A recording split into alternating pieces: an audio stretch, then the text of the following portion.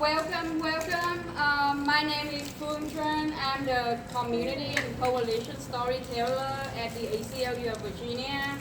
I'm so excited to be here today and to meet everyone here to share with you our Chan Choi zine and tell you more about the storytelling project that we've been working on together with our comic artist and our storyteller here with us today.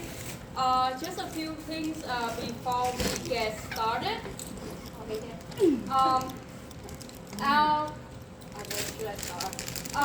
We have Brianna Diaz, our legislative and policy council, who's been coordinating all of this and bringing everyone out. So a big kudos to Bree for just spearheading and leading this event.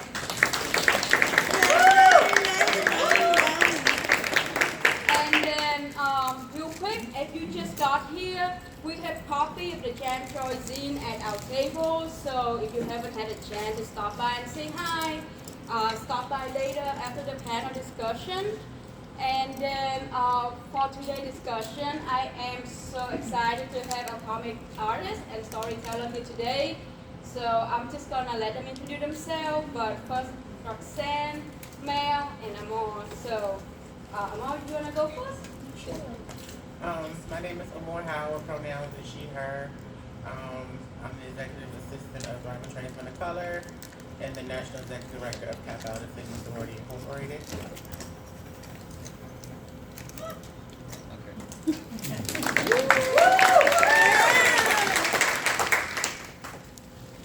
Good evening, I am Mel Howard. My pronouns are he, him, king, monarch. I'm the Executive Director of Driver Tradesmen of Color. I am founding member of Alpha Omega Kappa Fraternity. I am a husband, I am a dad, and I'm a working employee trans person of color. Thank you.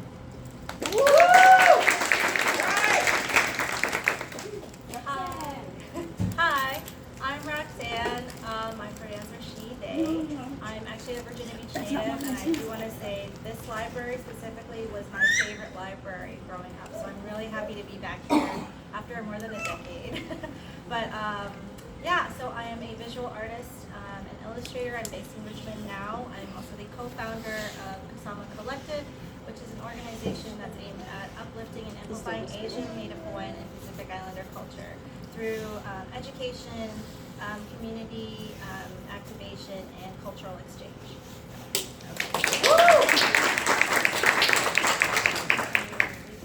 And my name is Phương Tran, and I mentioned earlier, and I forgot to say my pronouns. My pronouns are she, they.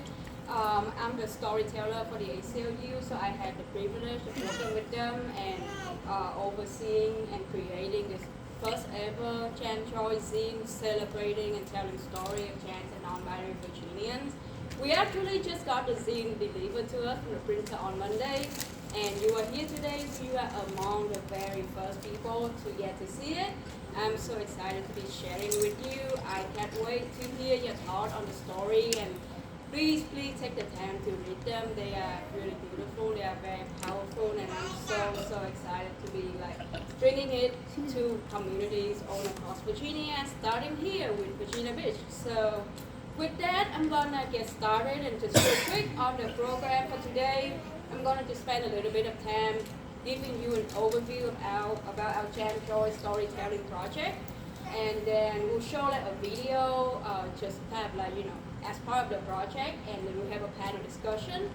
I'll try to wrap up, and we need to get out here by 7:45, so let's do it some time.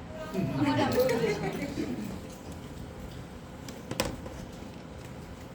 Alright, so a little bit about our Chan Choi storytelling project.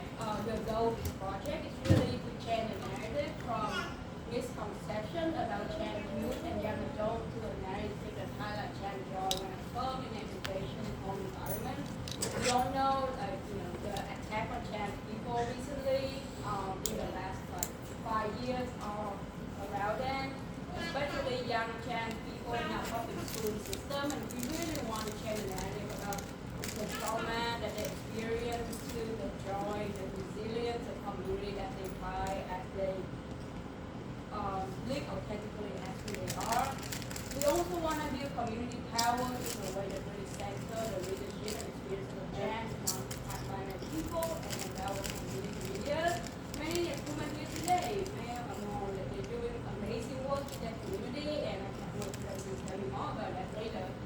And we also want to deepen relationship with local advocates and leaders. So that's why we are here today. That's why we have all of our partners.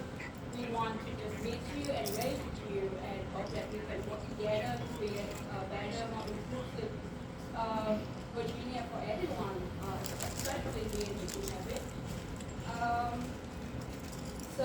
We have like 4 targeted localities. The first one in Virginia Beach, and then Roanoke, Richmond, and Pennsylvania. Those are places where the ACLU has organizer or doing like community organizing work with the local folks there. As part of our process, we ended up with 13 storyteller and trail comic artists from across Virginia. Many of them came from our partner organization, like LGBT Life Center. We had 2 storytellers from your organization, and that's why we can kind of cover this also from here. So a little bit about our timeline. We started out with a storytelling school this summer, and then all of our artists and our storytellers get to meet each other for a field trip at the Library of Virginia. They get to tour the state archive and learn about LGBTQ+ history, and they also get a chance to meet each other and really collaborate on their work.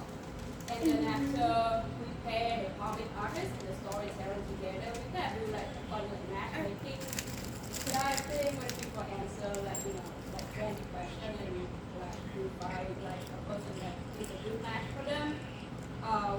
They get like about a month to collaborate. Our storyteller tell the story to the comic artist, and then the comic artist like thinking of a way to illustrate it. So it's just a really beautiful process. And then now we're in phase 3 distribution. We got the CD printed, and we wanted to start thinking of ways to get the word out, to share with so many people, to create events like this, to bring the community together and think about how we can work together and make it better for our trans and non-binary community. These are some photos from our trip to the Library of Virginia. I think it's really empowering to look at the state archive, to look at historical records, to find that trans and non-binary and queer people that existed and have always existed. And we are here and we are part of history. And something that I want to mention is that the trans choices that you have here, the Library of Virginia say that they would love to enter it into their state archive. So our story continues to be part of this history, this queer history that make Virginia what it is. So on distribution, we're really thinking of putting on our website, doing social media, having the actual scene, and then having community event like this one to get the word out. We plan to launch the scene in January of 2025, so this is just kind of like a teaser pre-event. And also because Virginia Beach has an important election coming up, so we really want to use the event to also highlight that school board election. So that we are here today, and I don't have all of our partner logo on here because I read this presentation a little while ago. And this is a sneak peek of the scene, and you already have it, and you can take a look at it. This is a more story. I just put it up as an example because it was short this one, and it's also really beautiful, and everyone is here, so you can see her eyeshadow, just like. And then last, just like we have a video, so I'm gonna quickly show it, and then we have good to go to the panel discussion. Oh, go to Teams. Don't look at the chats. You didn't see anything.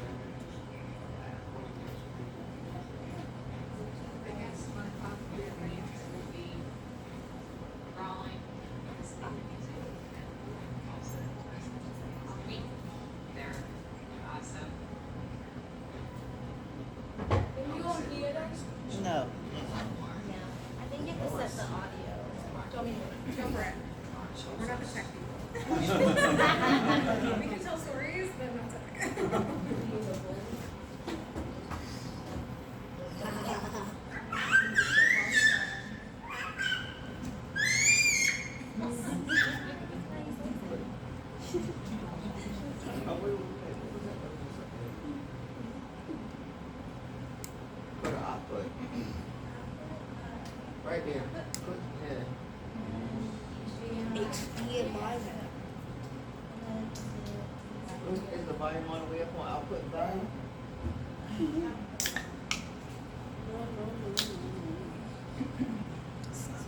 Play it again. They gotta turn it up. I'm so sorry. You can't always like, oh, it's actually.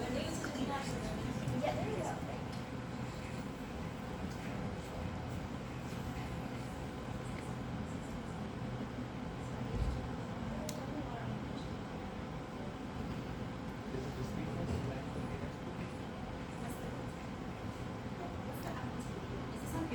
Yeah.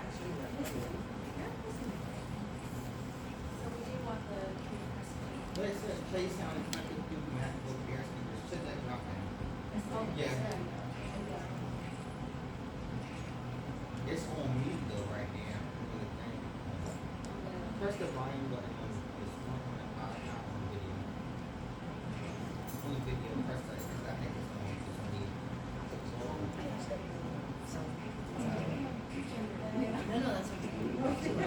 See, that says mute now. Don't they have a tech, where's the tech person for the library? We don't get one. The library don't have a tech? It's gonna be on our own. Oh, okay.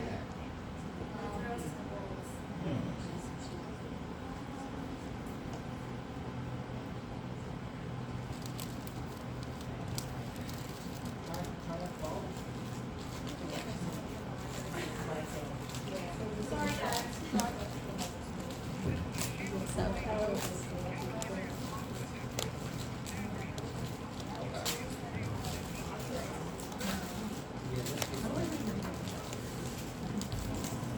Yeah, we'll come back to that. I'm so sorry. All right, we gonna.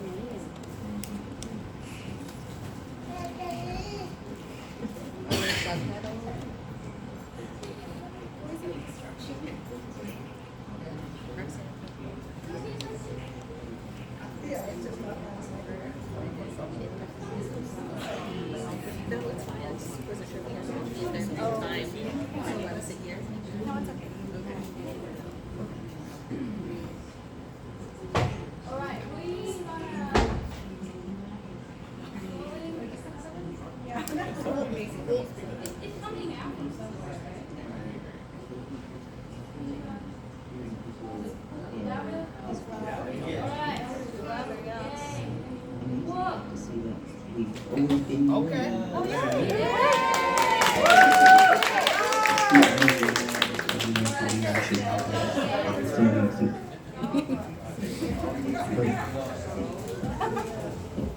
Person says which they bring me the most joy.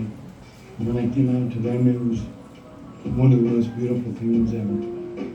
I guess my top three things would be drawing, listening to music, and also the person sitting next to me.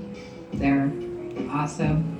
And I would say what brings me joy is my wife, my son, and my community.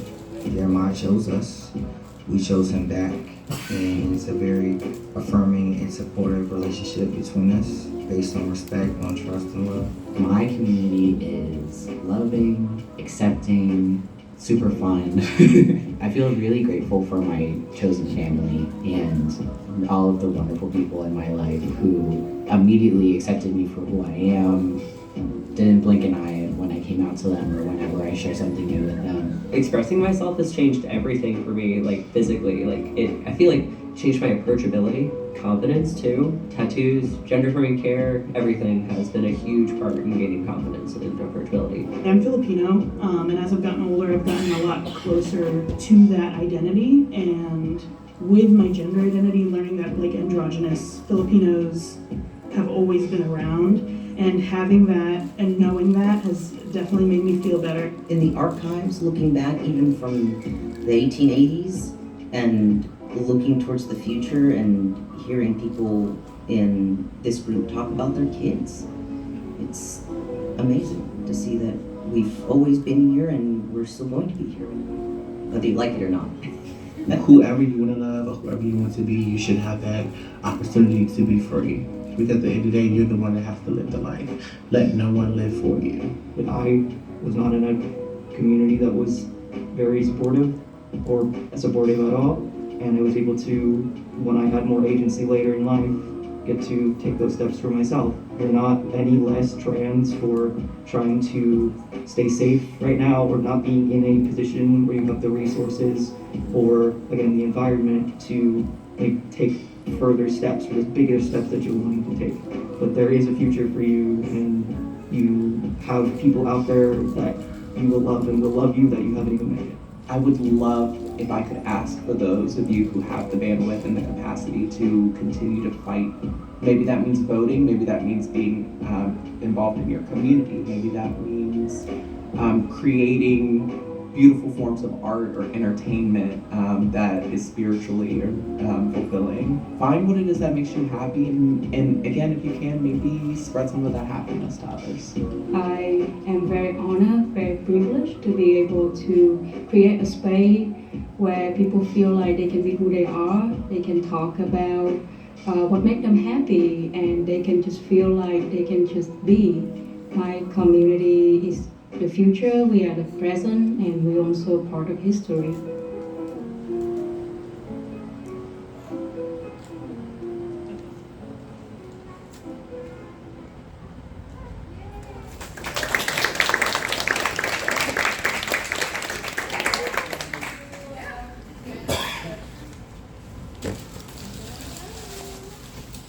Awesome. Thank you so much, everybody. And a huge, Fong did such a great job introducing everybody. We really have to shout out Fong. This entire project was her vision. It is, I mean, like, there is no one I'm more proud to work with, sorry, anything other than Fong, in the fight for trans justice. And I mean, like, she doesn't give herself enough kudos, but thank you so much, Fong, for the beautiful community that you've got to uplift and shine your light on and, like, create the space tonight. So, shout out Fong, y'all. Everybody at the ACLU is really cool, so please come get to know the rest of the staff here tonight if you haven't already, including Virginia Beach's own Heather St. Amand, who's our new member of Freedom. So, Fong, thank you so much for laying out the Trans Justice Storytelling Project, as well as just two of our storytellers, as well as one of our artists. I'm Brianna Diaz, my pronouns are she and they. I'm the Policy and Legislative Counsel for ACLU of Virginia, and I'm proud to work with everybody here in this room tonight in different capacities on the fight for LGBTQ rights and justice. I'm going to be moderating this panel for us to get to know the project a little bit more, its goals, what we seek to accomplish at the ACLU for LGBTQ rights in Virginia and across the country. And we'll also have some time at the end for Q&As, as well as time for you all to connect with one another. We do have to be out of the room, as Fong said, by 7:45, but that really means 7:30 because we have to set the room back up the way we found it, y'all. So I'm gonna be tough on time. I love y'all. It's tough love. But all right. So for all the panelists, if I may start with Amor, and we'll make our way down and folks feel the need to answer. But can you tell us a little bit about who you are, what you do, and why you wanted to get involved in this project? Well, my name is Amor. I'm currently in the finance industry as far as work life. I'm a branch manager at a secondary lending institution. I also do community work with Driving Trains in the Color. As you know, I'm the executive assistant there. And Kappa Alpha Sigma Sorority Incorporated, which is my sorority that I'm a part of for transgender women of all religious, races, and ages. I just really wanted to be a part of this project. When I heard about how it was us telling our story, I feel like a lot of times people try to tell our stories for us. So I think this is a great experience for me to become a part of, and just to bring awareness that trans people are more than just being trans. We're everyday people. We live everyday lives. So just want to get my aspect on my transness and just to create awareness and be visible. Thank you.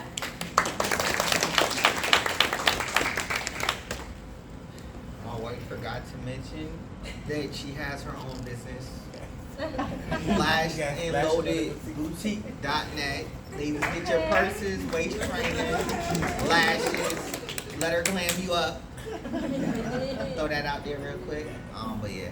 So I'm Mel Howard. I'm an employed trans man of color. I'm gonna leave it at that. I'm a jack of all trades. There's not a job that I probably haven't done. You gotta collect the check. So family first, pay the bills. But no, I've done a lot of work in community. Community was that saving piece for me. In parts of my life, my darkest parts of my life, I needed community to help build me up. I needed community to make me stronger.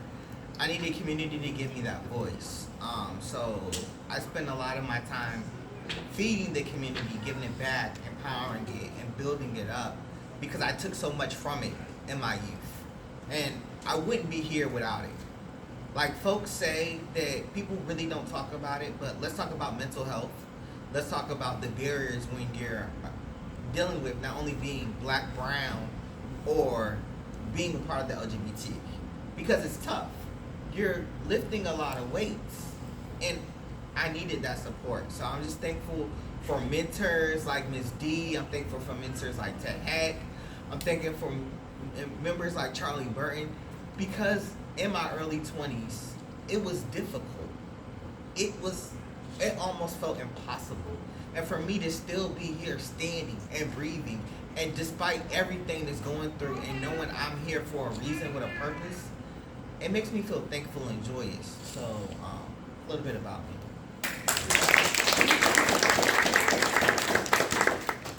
That was really beautiful, Mel. So yeah, I'm Roxanne. I'm, like I said, a visual artist. I am also an art director in the music industry. That's my day job. That's the job that has insurance and all the benefits. I also have a side business that's related to my art.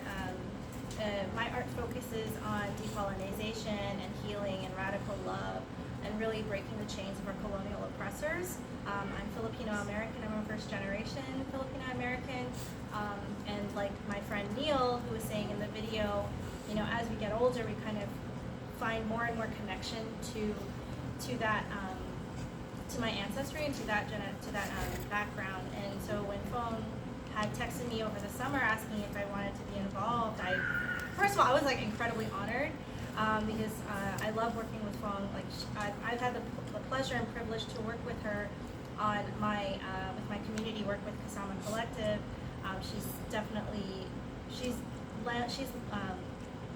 graciously donated her talents as a photographer, as a visual storyteller, to help amplify Asian and Native Hawaiian and Pacific Islander culture with me. So my background in community work, and that was kind of like, it was when she approached me and asked if I wanted to be involved, I was like, I would love to be involved, because, you know, as a queer first generation Filipino American, it's really important for me to tell the story of, you know, the everyday lives of queer and trans and LGBT people, to illuminate that they are just everyday people with everyday slice of life lives. And the community aspect, like Mel was saying, it was just so important to me for my survival, because when I had left for college, it was kind of my first time. I was very blessed and privileged to grow up in a large Asian American Filipino community, and when I left for college, that was kind of like my first time kind of being surrounded in a predominantly white institution and not being just around people that weren't like me, and that was kind of isolating for me. And it took me a long time to realize that being near my community, being in community with people who shared my values, who looked like me, and who basically I didn't have to explain myself to, like that was the thing that was missing from my life. And so that's why I always lead with compassion and grace and empathy in my community work, is because I know that there are others like that, whether it be in like people of color or queer people who are seeking that community and seeking that missing part of their life. So that was one of the reasons I wanted to be involved.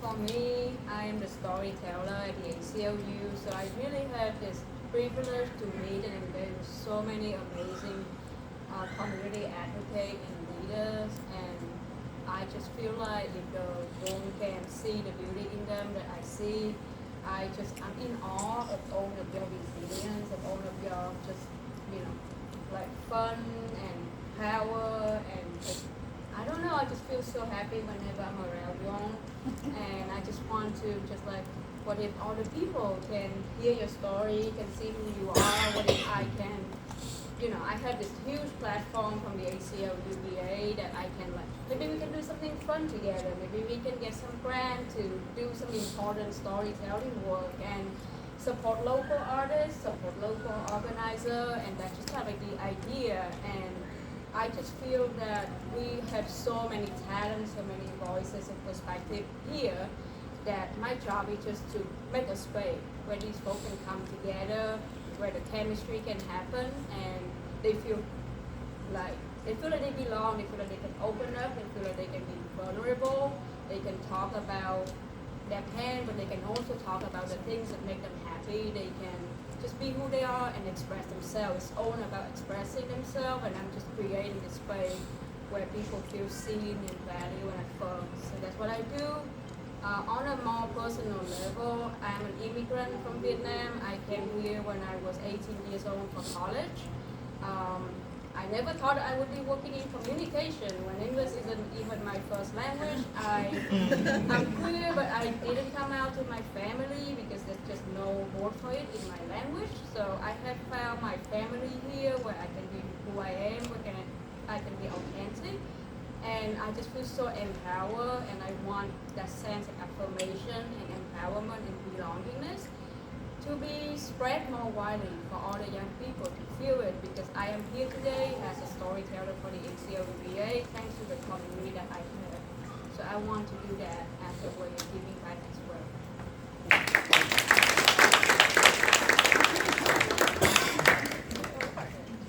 I honestly feel like every answer is gonna like bring claps because it's just so beautiful to like learn more about all your businesses. Remember Amore's business and visit it while you're here. But also like the motivation behind like your desire to share your stories in this artistic format and the importance of centering trans joy and not like as you all said so well, like so much of our queer and trans stories and lives are focused on harm, violence, and resiliency, and those things are truths, unfortunately, but there's also truth in the joy and beauty of like being who we are and like finding community. So thank you so much for naming your interests and for sharing your stories. So my next question is also for everybody. And you've heard a little bit about like why they got involved in this project, why the ACLU of Virginia pursued this project at all. But we also kind of want to touch on how we're trying to archive, like immortalize as however we can our stories in Virginia's, the Library of Virginia's history archives. And so as part of that process, you saw in the video, we brought all of our storytellers and artists together to record their stories and tour the archives themselves. And so all panelists, and this time I'll start with Fong and work our way back. At the end of the course, we all met in person at the Library of Virginia for a field trip to learn more about LGBTQ history in Virginia, as documented in the state archive. So what were some of your key takeaways from that trip? I can go. I think my key takeaway from the trip is just that trans, non-binary, and queer people have always existed. There was no word for LGBTQ in like 1700, 1800, like even further before America was America. But there have been documentation of trans people in indigenous community, and I think it's just like the understanding that you have to look back into the past in a different way to really uncover history, to really uncover stories and people that have always been there. And what I can learn from the past is it's just the way that you look at things, the way you ask questions, and then people will feel more open to show you who they are if you ask the right questions. So just kind of like looking into the past and learn from it to inform our way of looking at our society nowadays, how we connect with people, and how we make people feel like they can come out to you and show you who they are. I think my key takeaway, it's just always interesting looking back at history because it's easy to forget that history, A, is not that far away from us, but that also it's not some remote thing that we're not a part of, because even now we are a part of history. We're living through history right now and we're making history. And when I went through that trip, it was kind of like my, you know, it was interesting looking at the history of Virginia as a resident, as a person who grew up here, because it's really interesting to hear, just to see how back then they looked at queerness. There wasn't the language, there wasn't the vocabulary for it, and so you kind of have to, you know, for the people who grew up queer, or the people that we read about in queer history, it's kind of like you have to like look at them through a lens of like compassion, because you're not trying to apply modern Western ideals of how we look at, you know, queer identity. You can't really apply that to how these people who didn't realize that they were queer, people didn't realize that they were living as, you know, people that they were not. It's just interesting to learn about this, because, you know, it is our history, and it's interesting to hear how it transforms and evolves over time, just like language. And it really, that aspect of language just really informs how we look at transness and queer identity over time. I would say that for me, my takeaways, like, I'm never gonna deny that there's more information I need to gain that I should know about. And I'll be honest, is that the fact that I had no knowledge, of the library even existing, the fact that the people, like, I feel like I should know about, because I'm a community leader and I knew nothing about them. And the fact that I actually want to go back to get more information and spend more time. But it was just, for me, it was just like an eye-opening experience or whatever. Because I definitely know that there was community that existed before me, and what they went through is way more hectic, way more hoops and hurdles that they had to experience. So. And for me as well, I think the location was everything. It was a lot of history, a lot of terms that they used back then that we don't use now, and then how queer people were looked at back then versus now. I definitely feel like times have evolved. Also being able to be around community and also be able to meet our comic artists face to face after being on call with them and talking with them, illustrating our story. It was kind of good to kind of connect with them, and they put our story like to a visual. So I think it was a great experience, and the location was definitely one to remember. So thank you. Something I just really want to add to that is that we have a queer staff member from the Library of Virginia giving us a tour, and a lot of the LGBTQ queer history is done by like LGBTQ staff. So it also like history is not that far away. Sometimes the erasure of LGBTQ or queer history is like who is the historian, who is the one who documenting it. And then it takes like people nowadays going back revisiting the record with a different lens to discover like queer and LGBTQ plus history. So it's all about, so history isn't that far away. Yeah. That far away, and it's important that like for queer history, it's important that it's led and told by queer people. Yes, that part. Yeah. How many folks here knew that the Library of Virginia has a Virginia LGBTQ history archive? How many people knew that? Raise your hand. You get a free look if you do. Okay. Yeah. I mean, like, see, so no one needs to feel bad. I didn't know. And then when like Paul made the proposal, I was like, wait, what? So that's incredible. So awesome. Thank you so much for sharing like key takeaways from that event. It was an incredible like space to get to know one another, each other, and make that video and learn our own the Commonwealth's history. My next question is for Mel, Roxanne, and Amor. I'm going to dive a little deep into like the story making process. So to create the trans joy zine, storytellers in the project partnered with comic artists to illustrate their stories of joy and community. Matter of fact, Mel and Roxanne are partners, and Amor's partner Nicole Hodge illustrated Amor's story based on a short video that she made.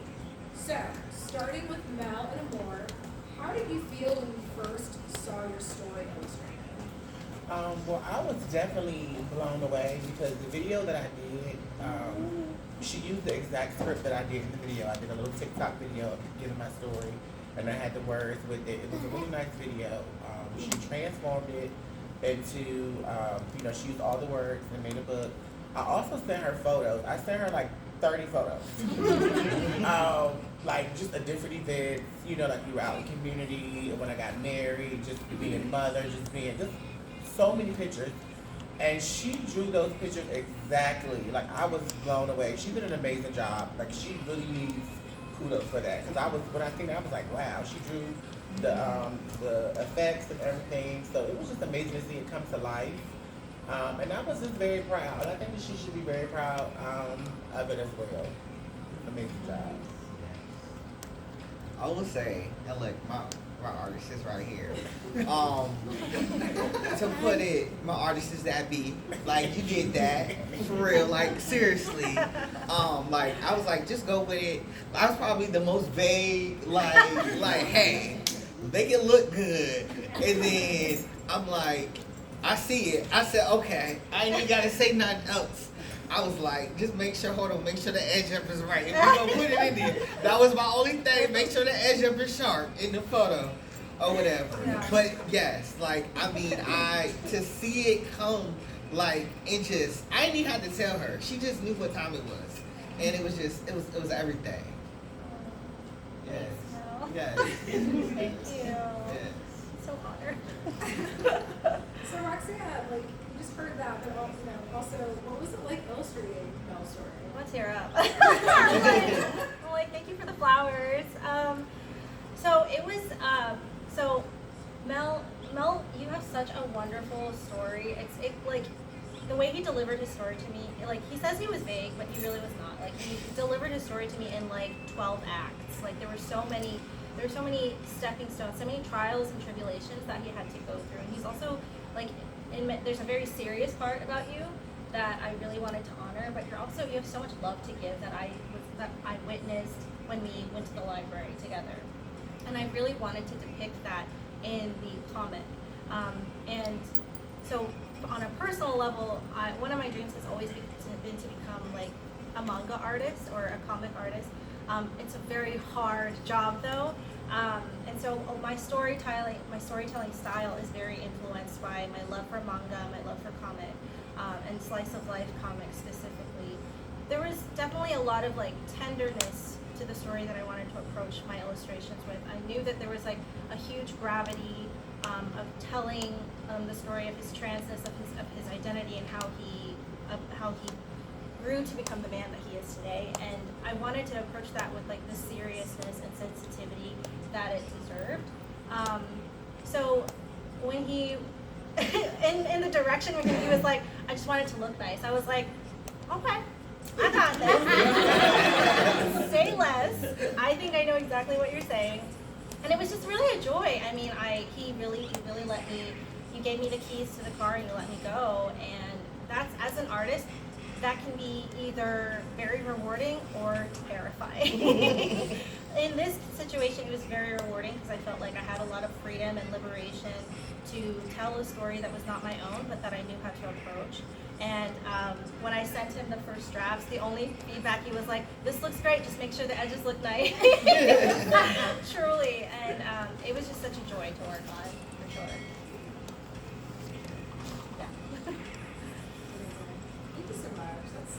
I try not to cry too because it's Scorpio season.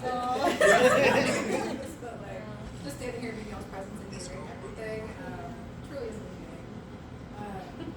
So, for all the panelists, what advice would you give to trans and non-binary people on sharing their stories? I would just say, just tell your truth. Doing this experience definitely made me more vulnerable to be able to open up, to be having to share your video and talk about your story in front of people in group sessions. So it made me a little bit more open. So I just feel like people should just live their truth, tell your story, because it may help the next person. You never know what the next person may be battling with. They may be scared to come out. They may be ashamed, or So I think being visible helps those around you and also helps yourself.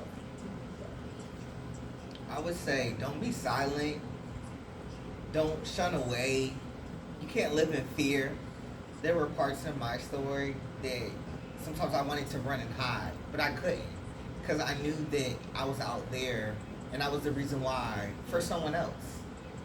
And understanding that your story matters, that it's important, and that it's okay to share it because you might look back. When I look back at my story and I go through my photos like me and Dexter, together at different parts of my life, and I'm thinking about, I had to relive this. Sometimes you forget. Sometimes you're lifting a lot.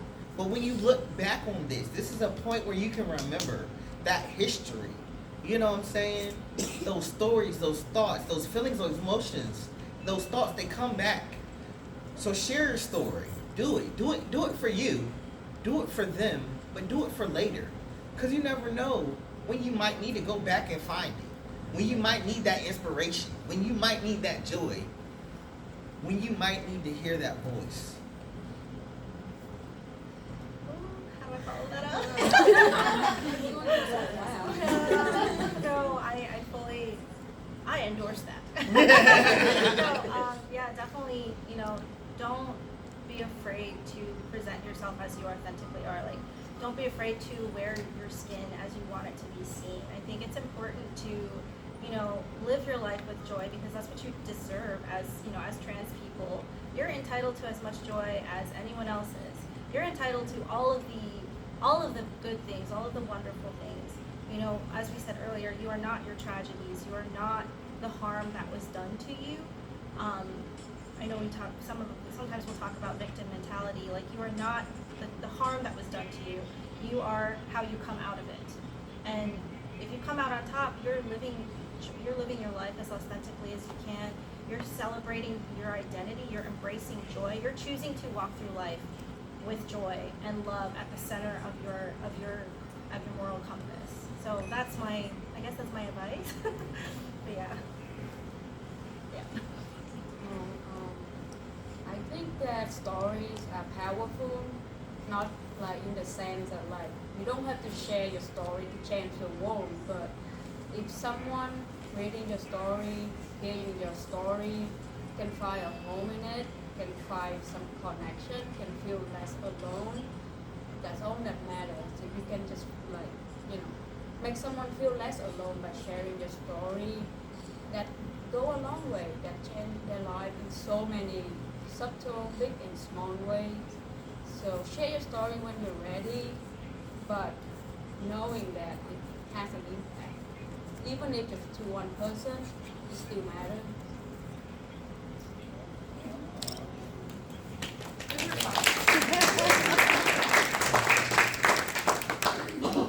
Thank you so much everyone for sharing.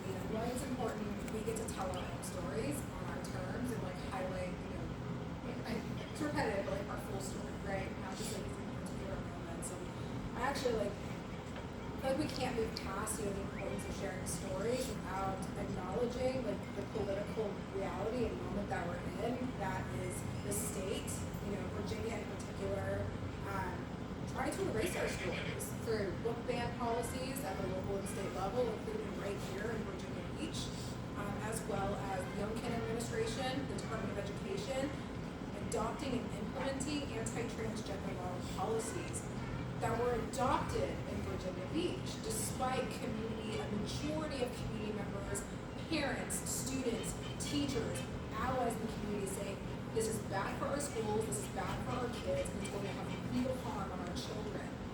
And despite that outcry, Virginia Beach and so many other school districts are moving towards a reality where the class curriculum is void of LGBTQ stories.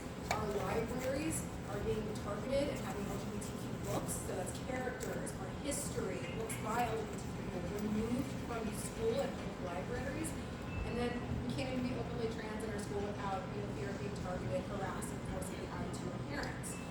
And so, I share all that because as the policy council, I always have to remind people how terrible the world is. But more so that we also have the ability to change that reality, even when it seems seems impossible, even when it seems like no matter how often. I mean, we have a parent here, Cody, who showed up at every single Virginia school board meeting and like spoke as a parent of a trans child about how evil and wrong this policy, the anti-trans policies and booking policies were, and how it would harm, his child, right? That's why he's running for office now, to say enough to people in power.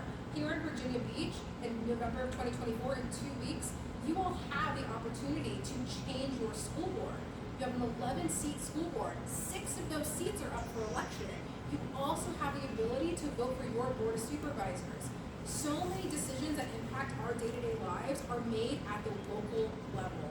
And so I can't miss the opportunity to name the moment we're in, how hard it can be, but also we have the ability to change that in the near future. And so if you are not aware that there is a school board election or board of supervisor election in Virginia Beach yet, come see the ACLU table afterwards. We actually conducted a Virginia Beach school board candidate questionnaire, so you can see how your candidates answered our questions, if they even did answer them, on issues of book bans, school safety, and the model policies. So, sorry, I had to go on that little monologue. Again, I have to remind people how bad things are, but we have the power to change it. So thank you for sharing that, the importance of storytelling. So Fong, I'm going to hand it back to you. So your trans jersey has been printed. Folks have copies here. We have folks copies at the table.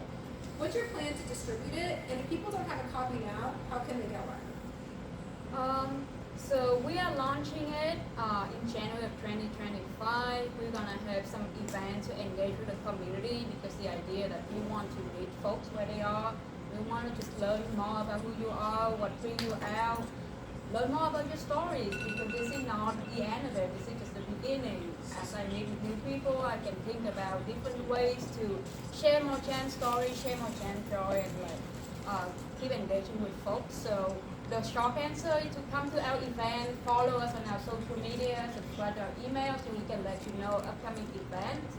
And then once we launch, maybe become a member of the ACLU of Virginia, become a card-carrying member, even with just $5. Like, you can really just contribute and be part of the community and be part of the fight. So all of that is to come later, but you are here early, so you get first dip. Yeah. And you can get signed. We have people here. All right, panelists. So Fong shared what we're doing with the copies, but what's your hope for the trans jersey? I just hope to see it everywhere. Let's see it at Barnes and Noble. Let's see it on the shelf. Okay. Let's get it out there. Let's get the word out. Let's get it going.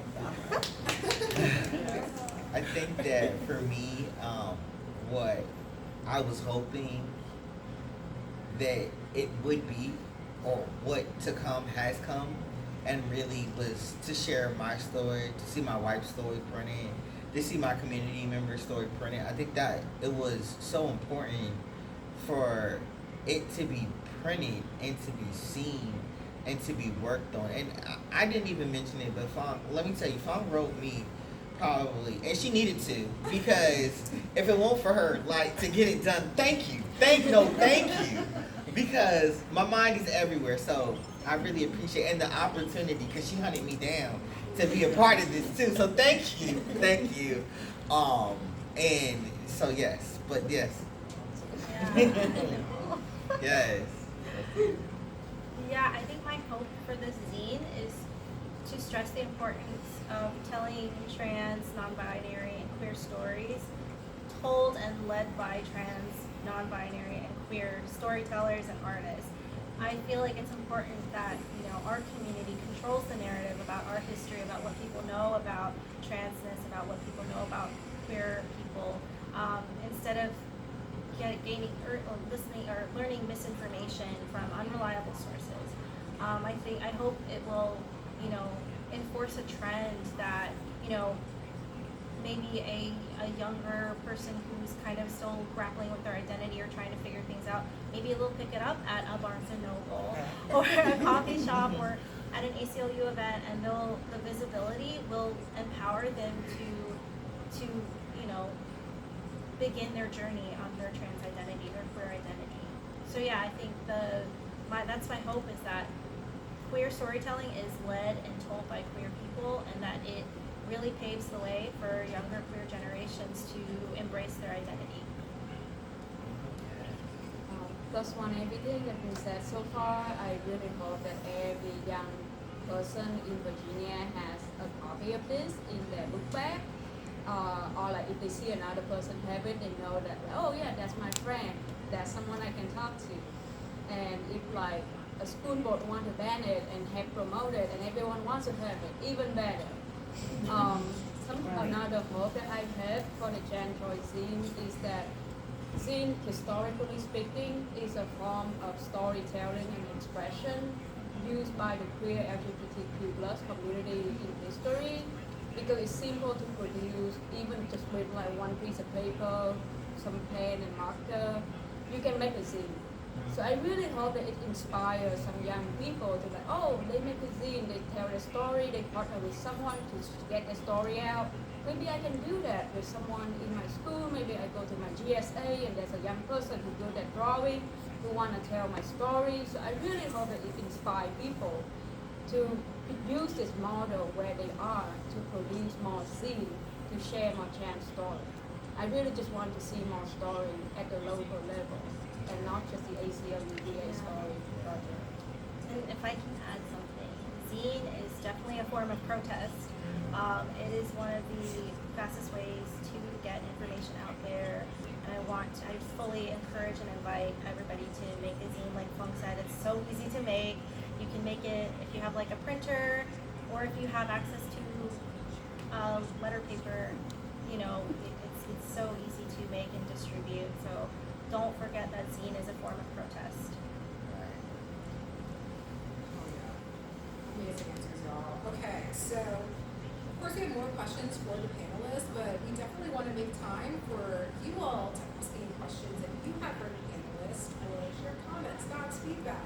You can even answer one of the questions. So with that, do folks have any questions for our panelists? I'll go here and then. So I'm a career studies minor at ODU, and we're working in the archives right now, trying to tell LGBTQ stories from people who are not necessarily here any longer. What do you feel like you learned from your trip to the archives in ensuring that people remain visible in our history? Like, is there a tool that you found that was useful for you on your journey for storytelling that you would share with other people who are trying to tell other people's stories? I don't know.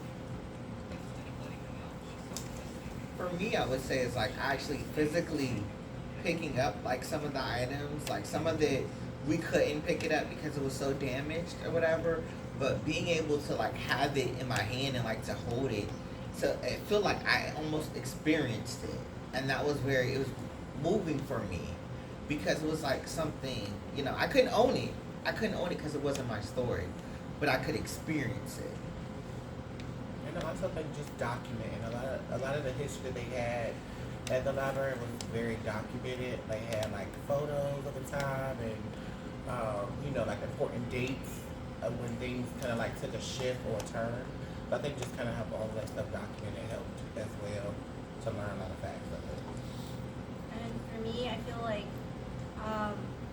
like Amora was saying, using context clues for the documentation that we were reading, like understanding why certain people reacted the way they did, or why they chose to, you know, walk through life the way they did, is just understanding context clues.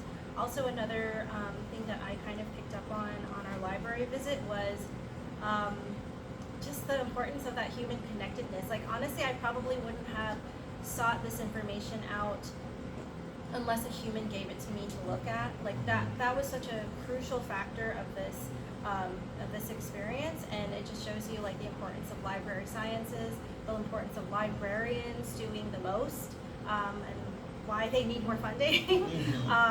It really kind of stresses the importance of like the need for human contact and human connectedness, because I feel like we all have unrestricted access to the internet, and that's to our detriment. Millennials are chronically online, and that's why we're all so fucked up. So I feel like really that exchange embodied the importance for human connectedness, and find a librarian if you have a question or if you need help. Like it sounds so old fashioned, but like librarians are cool. Like they're really cool. Something that I learned is just that archives are community made. So librarians and researchers at the Library of Virginia, they welcome anything that you bring to them from a local level. You can be your own local queer historian and archivist, and there's so much local history that you can uncover. Many of the folk, and it can be more than just artifact and letter. It can be interview, and you can even, it's history in the making. So if you know anyone who is a local community member who have story or history to share, interview them, record it, have voice memo, anything that you can keep a record of, do it, because that's your history, that's our history, and like you said, like for later. Like, you don't know why you're taking picture now, you don't know why you're recording like these things, voice memo now. They matter later on. We got to see some letter correspondence between two gay men, some photo that they took and keep for themselves, just between the two of them. It was just so beautiful and so lovely, and just to be able to kind of like touch the paper and see their handwriting, you just feel so connected. And all of that matter. We're in a new age now, and we do a lot of things digitally, but still, like, keep a record.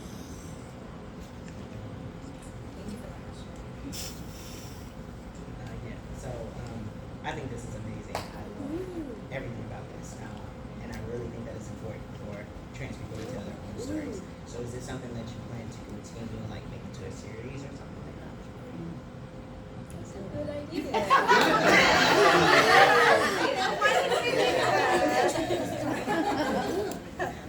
I mean, I would love to do more like storytelling, but like I said earlier, I would like to be more like making space or like creating workshop, inspiring, empowering more people to do it in their own community, in their own time, rather than just making it like branded ACLU-VA thing. I think this is a good project. It's grant funded. We got to try out some ideas. We have the freedom to just explore and see how successful it will be, see how many lives and people it can touch. But really importantly, I think I really want to empower all people to tell their own story in their own community. So we have like speaking engagement on our website. If anyone wants me to come meet with their group, meet with the community, share my experience, share how I do it, or just share like my project management, like spreadsheet, even just like productivity too. I'm happy to have out. I'm happy to connect you with people who are like creative, or like what is it, like community support. Like I'm happy to make myself available to them in any way I can, share what I know, and then along the way I'm sure I'm gonna learn something, and if that spark idea, I'm gonna do it. Well, you should also talk about our digital presence also, because ultimately we're going to create a digital presence for these stories, right? And so you'll be able to collect additional stories. Yeah, we'll put this story on the internet and have like a digital campaign, making sure we pay for ad and put it in front of everyone, and making sure that it reaches people wide and far, especially young people, because a lot of don't go out on social media. Would love to have a TikTok video about this, or if you make one, tag us. Would love to just like get the word out. This zine walked so that other zines can run. Yes. Thank the way. Yeah. But if you would like to tell the ACLU to do more, that's fine. But you're also giving me the tools. Yours. So, awesome. Any other questions? I think you had a question. No, she said no. Okay. Any other questions or comments for our panelists? I have one comment. One of the other ways we can distribute is if anyone has free libraries in their community, please take a couple and put it in the free libraries, because it's just a different way that we can get it out there. So if you know anybody that, kind of on their streets has a couple of those little boxes, stick one in there.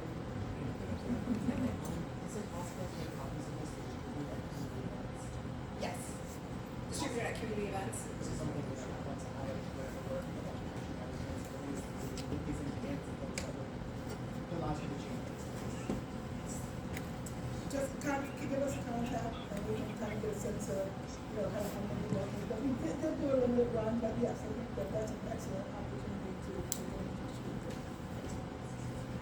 the Awesome. Or if you know any teacher, librarian, anyone who want to put this into their collection to share with their student, let us know. We have our contact, and you can also just email ACLU-VA at acluva.org, and would love to connect and just send it to us. Oh yeah. We'd like to put it on our website. What we need is a JPEG or however we want to promote it. I would love your email so I can follow with you with all the positions. Yeah, we got you. Thank you. Yeah. I also like to help distribute it. I'm super excited. I have my work for evidence, and I'm on the pride board there too. So everything that you said is beautiful, and I think it's a good book back. And I'm making sure I Yeah, definitely. And I think we have your contact too. Yeah, and of course there's purpose. Yeah, there is. Yeah. Awesome. I love this like community brainstorming of how do we spread the word. Yes. I had the privilege of going to the Virginia Library Conference on Friday, and I saw George M. Johnson speak. He wrote All Boys Aren't Blue, and one of the things that he talked about in terms of the book banning is that when you donate a book to a library and you call it a student resource, it has different laws applied to it than if you donate it to the library to use in the library. So when you do it as a student resource, they can't take them away. So that's a way around the book bans. So like, what are you guys doing on that note to get your books out there and help keep them from being banned? Like, have you guys thought about that? That's a good question. I'm off the clock. No, we were actually, I was actually at that conference as well and spoke on the panel about book ban. So always again, positive person on staff. No, great question. So I think it really depends on each county, because what we're seeing right now is that at the state level, we have a law that created the model policies on sexually explicit content, which is being used to target and remove books that include LGBTQ people, but also like Black and Brown, stories of Black and Brown folks, like systems impacted folks. And so those model policies are supposed to be particular or specific to class curriculum. And it's really just a parental notice and opt-out. Like it's just, hey, your kid is gonna learn like LGBTQ stuff. If you don't want it, let us know and we'll give them a different book, right? But that model policy is now being used to apply to library books and to say if there's sexually explicit content, just like one reference to one thing, that whole book is being pulled from the entire school system, right?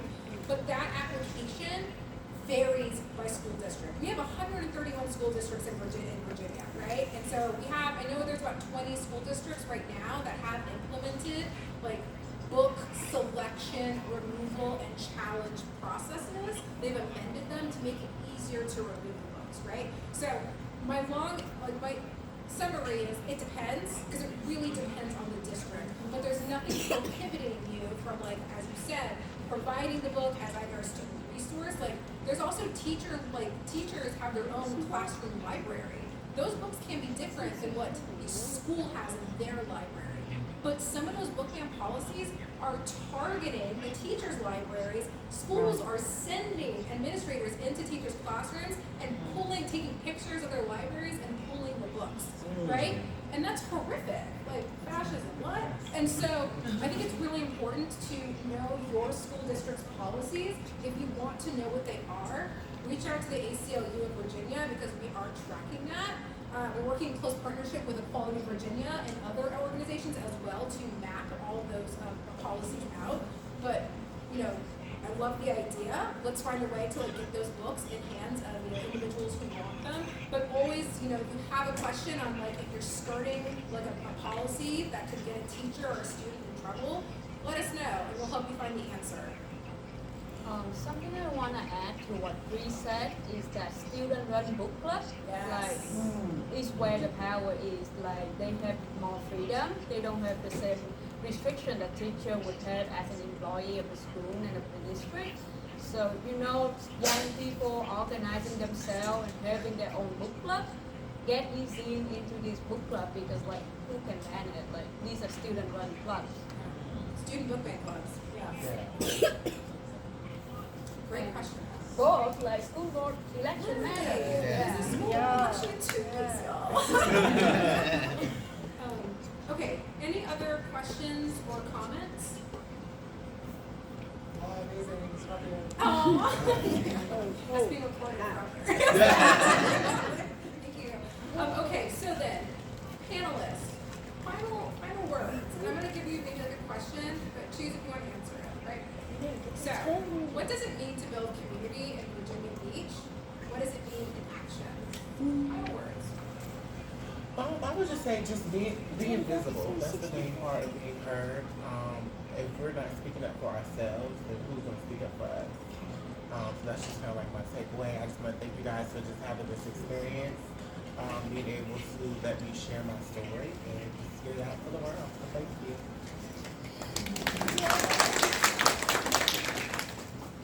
What I would like to leave us with is that we are greater in numbers. We are greater in unity. That not just Virginia Beach, not just Hampton Roads, not just Richmond, not just parts of Virginia, not just Virginia in general, but if we come together as a community to build the change, and I'm not talking about it, I'm talking about being about it, we can actually thrive. And I think that's the point that we need to as a community, is to thrive. There's no more surviving at this point. We've got to pull it together. We've got to come together. We got to do it for the right reasons and make this work. And I think for me, and I'm first a Filipino person, and that's kind of what informs a lot of my values. There's two terms I would like to share that kind of dictate what I'm about to tell you. So there's isang bagsak, which is kind of like, it's more of like a labor union phrase that developed. It kind of originated from labor unions in California, and it basically means one man down, we're all down. Like one voice down, we're all down. And it's really about like, that's why the importance of like lifting each other up, of supporting each other, of showing up for each other. Because when one man's down, we're all down. If I eat, we're all gonna eat. There's another value called kapwa, and it really speaks to the collective values of Filipino culture. It means I am who I'm connected to, and I guess in modern lingo, it means I am you and you are me. And so the reason I bring that up is because pre-colonial Philippines is queer by nature. Like the identity of Filipinos before the colonizers came queerness was celebrated. It wasn't even a thing. There wasn't a word for it because it existed. Queer people have existed for centuries, for millennia. We've always been here, and we're not going anywhere. So community really is about lifting each other up, of recognizing our shared identity, our connectedness, and celebrating what makes us different, but also what makes us connected to each other.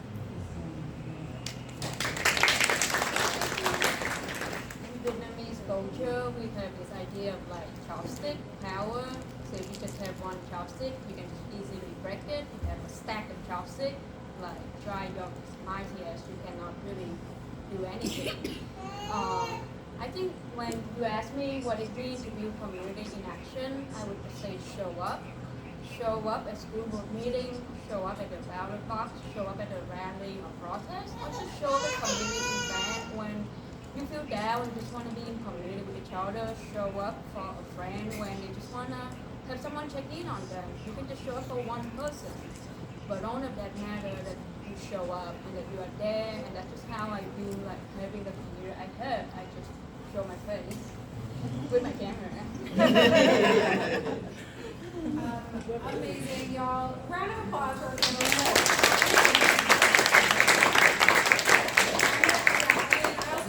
round of applause for our community partners here, the Virginia Beach partners.